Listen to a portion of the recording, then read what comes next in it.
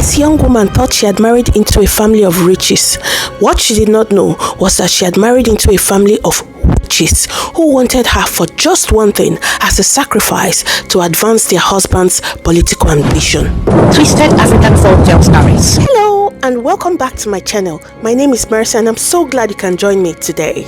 We continue with our story, The Politician's Young Wife, the part 3.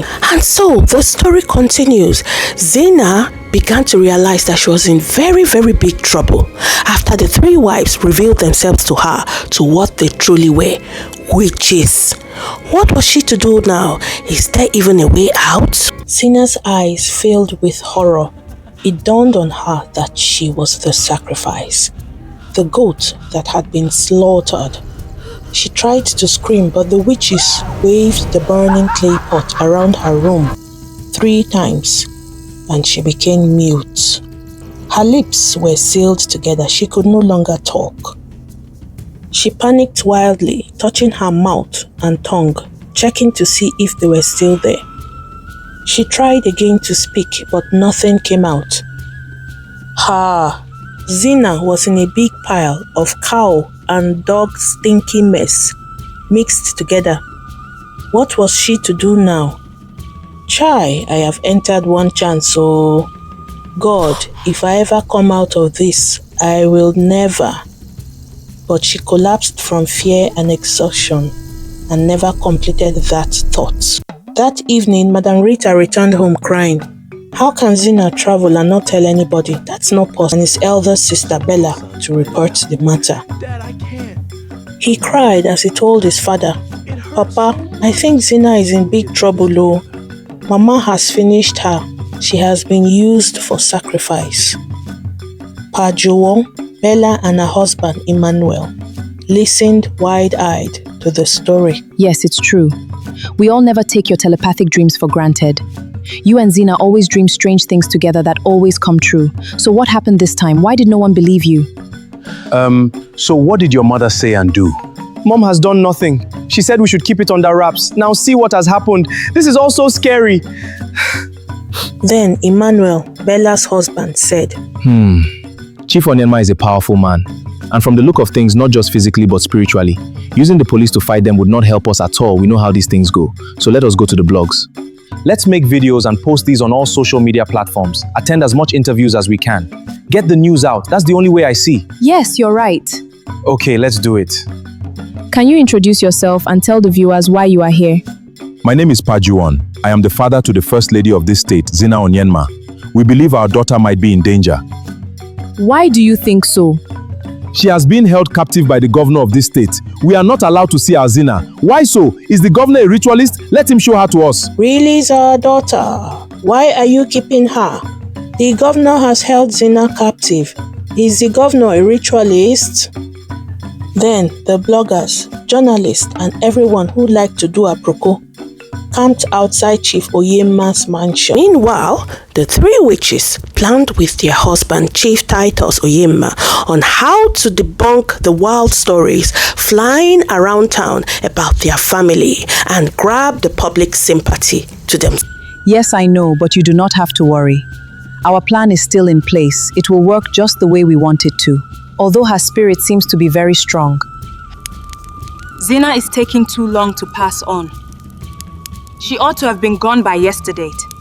She is a twin, and twins hold on to each other spiritually. But not to worry, she will pass on soon, very soon. That is true. I would suggest that since we have already sealed her mouth, and the time for her to be spent away from the public is complete, let us release her to her family. She cannot speak anyway. Release her. Then we pay the press and bloggers to carry our own narratives, just as we have planned. The next night, Chief Onyenma instructed his most trusted thug, Bulldog, to sneak Zina out of the mansion into an unmarked car and drop her in front of Madam Rita's house when no one was watching in the cover of darkness.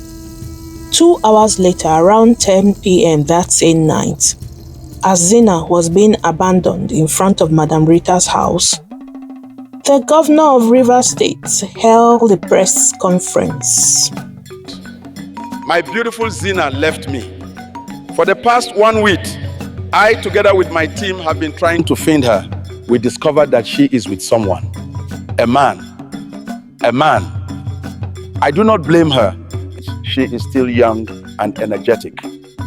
I love my wife so much, and in my most benevolent self, I am ready to forgive and work things out. I do not blame her at all. Zina, if you can hear this, please come back home. Your place as my best friend, my beautiful wife, and First Lady of the state awaits you. The governor of Rivers State dabbed his eyes. Nollywood had nothing on him, and he ended the press conference. Hey, then the "aww" and the "ayas" followed. Oh, he loves her so much. Zina is a devil. Why will she do that? Yeah, I feel sorry for the governor. God punished that Zina. Zina, meanwhile, was rushed to the hospital by her family, having been discovered in front of the house. The doctors did not know what to make of it. They had no clue. After running all possible diagnostic, every test came out negative but one. She had no blood in her. They could not ascertain why or what was causing the blood to drain. They pumped her with blood transfusion and all, but it dried up immediately. So, Dr. Pinere turned to the family. If you have made it this far and you enjoyed my story, why haven't you subscribed? Support my hustle. Click that subscribe button down below and make sure to turn on the notification to all so that you don't miss any new stories. Now, let's get right back to it. I'm really sorry to say this. In fact, this goes against all I stand for, but we do not think we can help her anymore. I'm afraid we would have to discharge her. Oh, what? I really think you need to seek spiritual help at this point. I am left with no choice. No, why my mother? Hey, Madam Rita cried so much as Pa Juwon looked on, screaming. Her mother and Jaja ran to her. She said, "The witches in the governor's mansion drank my blood," and she fainted. At the tender age of 22 years, she passed on. Hey, Madam Rita's scream woke up the usual quiet neighborhood. She wept so much. Then the governor, his 3 wives and team started again on the social media war. She cheated oh! Zina ran to her family after her lover abandoned her and ran abroad with her money oh! Her family kept her from the governor despite him pleading with them to return his dearest wife to him oh! They were ashamed because karma got her oh! If they had come to the governor, maybe Zina would still be alive oh! The governor even wept shamelessly on one podcast, claiming he loved her so much. The wives too joined in. We have been with this man. He did not use us for rituals. Why now? They even leaked a fake video of Zina holding another man suggestively. Jaja screamed and claimed it was AI. It was all just a messy situation. The police were not helpful. Nothing proved that the governor, Chief Onyenma, had a hand in her demise. The police and bloggers even had text messages between Zina and a supposed lover. Proof of Zina siphoning funds from the chief's personal account he gave her access to into her boyfriend and her mother, Madam Rita. Proof that she was planning on escaping from home. Videos of her slapping domestic staffs and all that. Even the staffs of the chief came to testify. Of course, all was fake, and everyone were paid to bear false witness against Zina. But who was to know? Only a few honest bloggers and newspapers insisted that the story pushed by the governor and his team were suspicious and that something was clearly wrong, but they were easily ignored.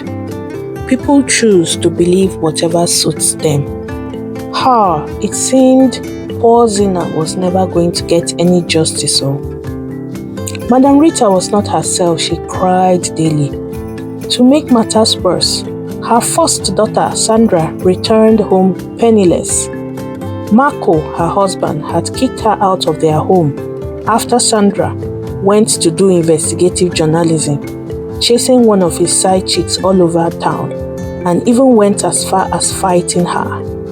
The side chick not only beat Sandra up, but to add insult to injury, Marco sent her packing without a pin. Leave my house now! Nonsense! How dare you attack my girlfriend? What audacity! You poor church rat I picked up from the gutters! Please, I didn't mean it! Get out! Go back to your useless mother, Madam Rita, or whatever she calls herself. I am done with you! You people think you can come and pack my money? Oh, yeah, come and pack it! I will die here! That small rat now has the mind to challenge me? I will block every one of our family members! I am traveling to South Africa with my girlfriend by tomorrow for rest and recovery. I cannot wait. Madam Rita was devastated. It seemed like her world was crashing over her. It seemed like Madam Rita's world, as she knew it, was beginning to fall apart. But unfortunately for her, things were about to get much, much worse. Then, underground unknown forces started to move. Her new shop she opened was suddenly demolished. They claimed it was built on government land unauthorized. She spent a lot of money, all her money, over the matter and did not get any compensation. Her goods from Italy were seized at port by the custom and immigration authorities, claiming they were contraband. Since when did Swiss lace become contraband though? The political party she belonged to pushed her out because her family fought the governor openly, and it showed to them she was not a loyal member. Chief Onyenma was showing her power, controlling every move against Madam Rita. Everything he gave her, he collected back one way or the other, without his name coming up. It was the perfect plan. Things were not looking good. Madam Rita had lost everything and even more. Where was she to start from? You see, when Juwon spoke, you said I wanted to spoil my children's life, that I liked poverty. Where has it all ended now? In the grave. You are responsible for their demise. You collected money and sold our daughters cheaply in exchange for their peace and happiness. Where are they now? Where is all the money? All gone. I warned you. If you collect a pin from the devil, be ready to pay back 100 folds. People say use a long spoon when dining with the devil. But I say if you sit at the same table with the devil, you would still get burned. So do not sit at the table at all. You forgot that all that glitters is not gold. If not for God that made Bella our second daughter to be sensible, we would have lost it all. Now the same man you said was too poor to marry Bella, is he not rich now? Bella's husband, Emmanuel, was making great progress. His small recycling business was beginning to pick up, and she had now opened a small nursery where she employed a few teachers. They had built their first home and bought a car. Things were going slow but steady for them. They had peace. Meanwhile, Chief Onyenma's 72nd birthday was coming, and he and his family decided to go ahead with the elaborate celebration despite Zina's passing on. Your Excellency, sir, your youngest and favorite wife Zina just passed away. Do you really intend to go ahead with your birthday celebration? My dear Zina was very vibrant. It is what she would have wanted. 3 of the politician's young wife coming your way soon. Until then, remain blessed and bye.